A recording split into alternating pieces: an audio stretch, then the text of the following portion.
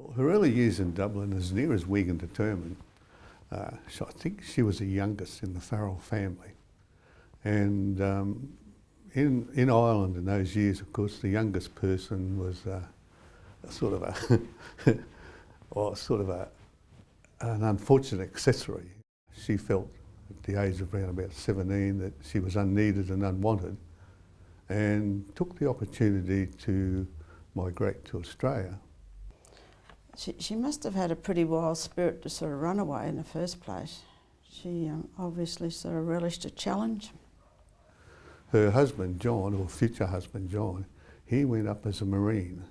They got married on the 27th of January in 1868. And a year later, about the 5th of February, a child was born who was the first child to have been born in Somerset, northern Queensland. So how she survived those years, childbirth up there, you know, means that she must have been a very, very courageous young lady. They moved to Brisbane and John set himself up as a cabinet maker. Now, in those days, cabinet makers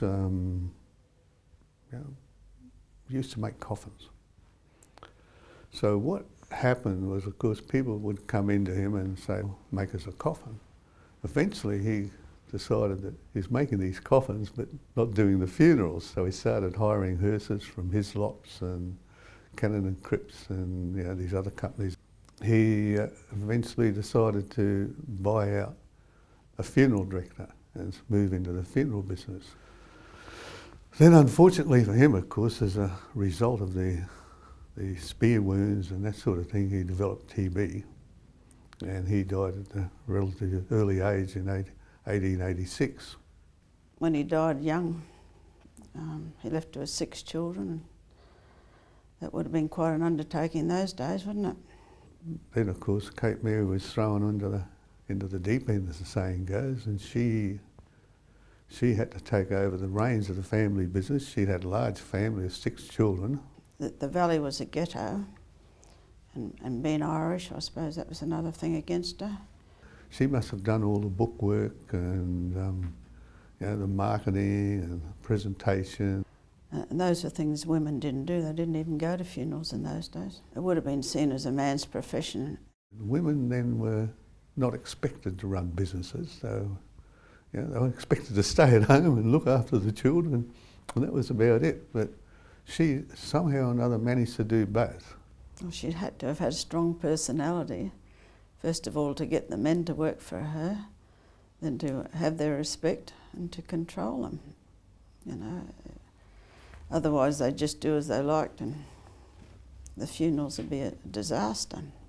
She would have really been in the forefront of the liberation of the women. She was a leader of women, so she's a modern day, even though she's way back then, she's a modern day person for what she did.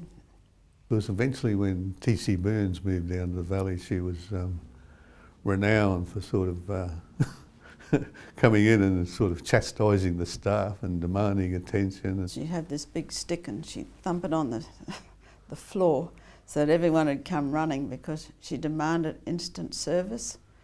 And I'd say she was like that in the business, people sort of do what I say immediately.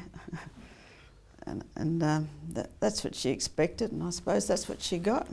I'm told that somebody, I'm not going to say it was Kate Mary, but somehow a rumour escaped during Kate Mary's time. If people weren't buried by Kay and Smith, they went to hell, Catholics particularly, so I don't know who started that.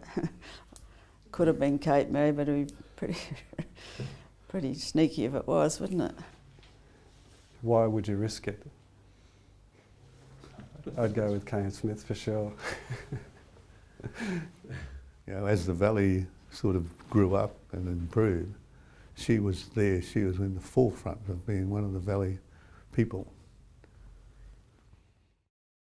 Kate Mary is my great-great-grandmother, so I'm the 5th generation of Kay and Smith funeral directors. Growing up as a child, my father was the general manager, so he worked here full-time. My aunt is was working there full time at the same time, and as a young boy, my grandfather and my grandmother, and in fact, my grandmother was a member of the board at the same time as I was, up until her death. It's a very proud tradition. I mean, we're very proud of the family and the longevity of the company, and I'm proud to be a part of it too. Yeah, I just personally think that she's been looking after the company for years. We've always had a rumour that whenever a hearse broke down, it broke down on the way back from the funeral, not going to the funeral. And we always felt that there was a little guiding light there from Kate Mary Smith that kept us going.